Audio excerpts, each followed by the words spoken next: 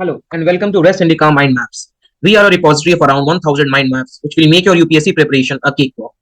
You can download the link for the app in the description given below. You can also join our Telegram group, the link of which has been given below. And as of now, you can join this particular course at a nominal fees of Rs 199. Today, we are going to discuss about the logistics sectors of India. This has been in news for quite some time.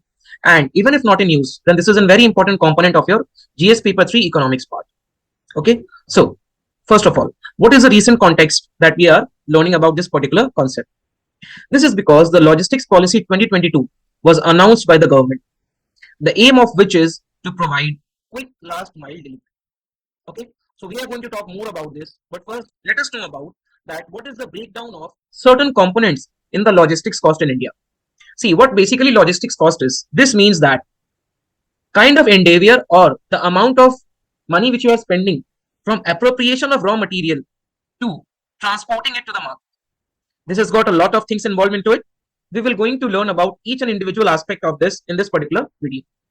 Now see, the breakup reads as, in the value added logistics, we spend around 5%. In the warehousing means storage, okay? We spend 24%. In transportation, we spend 61%. And see, in transportation also, we have got many modes of transportation, the breakup of which has been given over here. In the roadway transport, we spend 36%. In the railway transport, we spend 19%. In waterways, 5%. And through the aerial route, 1%. You can observe the dilemma over here only.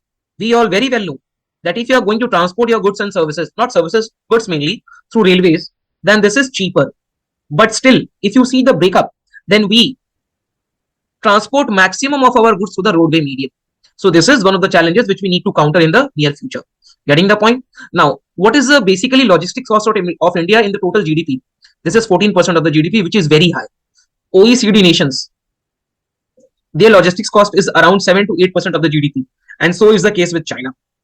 Okay, so what we need to do is that we need to reduce our logistics cost, not at the expense of anything else, but we should try to bring in innovation. We should try to solve the lacuna. Say, for example, the majority of the transport should take place through the railway route, through the waterways, and not through the roadways medium. Okay, so in the video, we are going to see a lot of things. Let us start. Now, see, in the recent context, we have seen that 35 multimodal logistics parks will be set up. And this is going to solve the transport challenges of India. Okay, now, as of now, what we do need is that we need point-to-point movement. Okay, and the ideal mode is that we need to have the hub and spoke model. And this hub and spoke model will be materialized through the multimodal logistics park. And what are the components of logistics? The components are, first of all, inventory, warehousing, storage, transport, packaging, information, and control.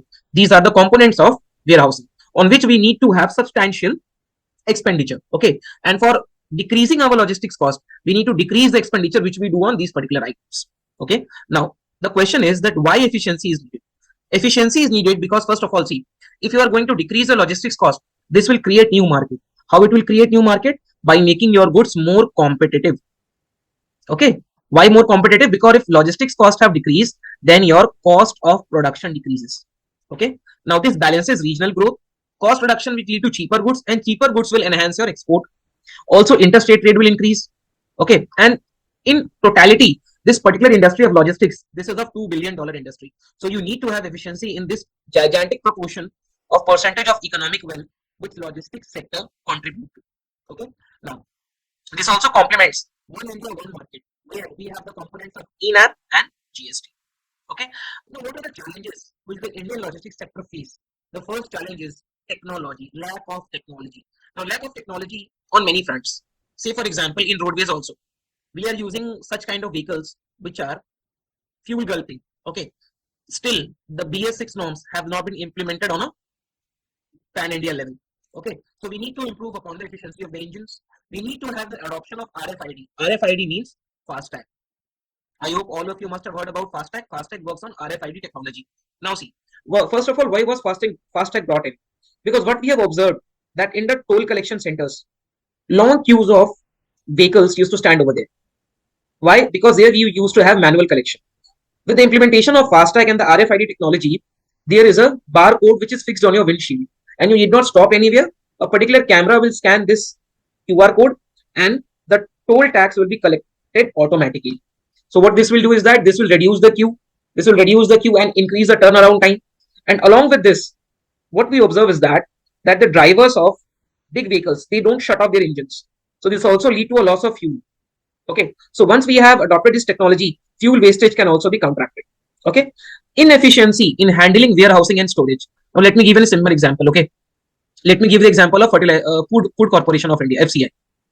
See, Government of India has got MSP policy, and this MSP policy, government procures the grain through open procurement.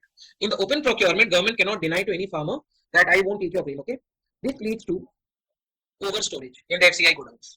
But the storage standards are so poor that the food is being eaten by mice. Okay. Moreover, they also have lack of stacks. Stack means these are the drawers or the cupboards where you can keep the items. So the warehousing and storage is also very compromised. So we need to improve efficiency over there. Okay. We have less number of ports. Less number of ports, two reasons. First of all, the port infrastructure is very bad, and the depth in which the port is situated, it is also very shallow. Therefore, there is slow evacuation, and the turnaround time is very high. Now, what is the turnaround time? Turnaround time means that a ship has come to the port, brought about some goods, and then from the port itself, it is again loading and departing from the port. This time in case of India is very high. Okay. Now, when it comes to railways, first of all, railways is highly congested, high tariff. What the government does is that it tends to take a larger amount of money from the transport section and tends to subsidize the passenger transport. Okay. Moreover, railways are also in very bad conditions, and this poor condition is not with railways but with roadways also. Because the roads are in a very poor condition, therefore it takes more fuel to get to a particular position. Congestion is also there in the roads. Okay, and in roads, the problem of toll collection is a very big issue. Okay, then in the inland water transport, first of all, inadequate depth, which we have read earlier also, that in the ports the depth are very shallower, lack of terminals and lack of vessels. Moreover, lack of government support in waterways. The government too is very reluctant to implement waterways as an alternative route to roadways. Moreover, the logistics sector, this works in silos. There is lack of integrated approach. We need to have integrated approach, and that integrated approach should be followed everywhere. First of all, the transport should be integrated. We should have different components. Say, for example, I need to transport a good from one place to other. There will be some areas where waterways will be more efficient. There will be some areas where roadways will be more efficient. So there should be integration between these kinds of transport. Moreover, there should also be integration between transportation and warehousing. The warehousing facility should be absolutely ready to receive whatever quantity of goods they get, and also try to maintain the good conditions of the route. Okay. After that, what we see is that there are also some government initiatives which have been taken for this. The first is multimodal logistics parks. Now, what are the aims? The aim is that we should have fast, cost-effective, and value chain developed logistics. Moreover, the major components of multimodal logistics parks are they will have freight terminals, cold chains, and warehousing. Recently, in this year budget, government has launched a very ambitious scheme by the name of PM Gati Shakti. PM Gati Shakti will have a digital platform which will bring 16 ministries to a common platform where they will have a coordinated and an integrated approach. Okay. We also have one reports by the name of Leads report where each and every state they get a ranking on what is their performance with respect to the logistics. Also, the government is on a spree to construct the dedicated freight corridors, and two ambitious projects of Government of India, Sagarmala and Bharatmala. Sagarmala, in a way, tends to develop waterways, and Bharatmala tends to develop the roadways. They have inbuilt component of logistics improvement into them. Okay, so this is something which the government is doing. Now, the present policy, National Logistics Policy 2022. Let us see that what are the various features of this particular policy which the government has brought in very ambitiously. The first is the major focus of this policy will be on multimodal transport. Multimodal means that for transport you can use multiple modes simultaneously. You need not be dependent only on roadways, only on railways, only on waterways. You can use these three in an integrated manner. Then there will be process re-engineering and digitization of the entire procedure. The major aim of this particular policy is to cut the logistics cost by half by 2030 and to bring it to 8% of the GDP. Okay. We also want to be in top 10 of logistics performance index, which is being published by World Bank. Okay. By 2030, of course. We also need to improve upon our logistics issue. We need to minimize the lacunas in that particular system. And also we need to make efficient logistics system, which will enhance our export. Okay. One more component of the national logistics policy is integration of digital systems, where we will integrate 30 different systems of 7 district departments into a single nodal agency. And here the information will be combined, which will relate to customs, commerce, rails, roads, and aviations. We also need to make a unified logistics interface platform, which will be a single platform for all the digital services. This particular platform will also provide speedy grievance resolution for industries, for manufacturers, and for exporters. One major component of this particular program is also of ease of logistic services. Now, what will this do? Is that this will monitor the logistics in program implementation. Okay, so it is a very novel conception. I hope that this will bring updates to the logistics sector in general. But also we need to solve the lacunae which are already taking this particular industry. That we need to increase the number of multimodal logistics part. We need to work on the value chain development. Okay, we need to improve the infrastructure of the rail, roadway, and the shipping. Moreover, regional connectivity should also be brought about through the multimodal infrastructural projects, establishment of industrial corridors, intelligent transport system, and hub and spoke model. We also need to explore the possibility of public-private partnership in building greater and efficient infrastructure which relates to the logistics sector.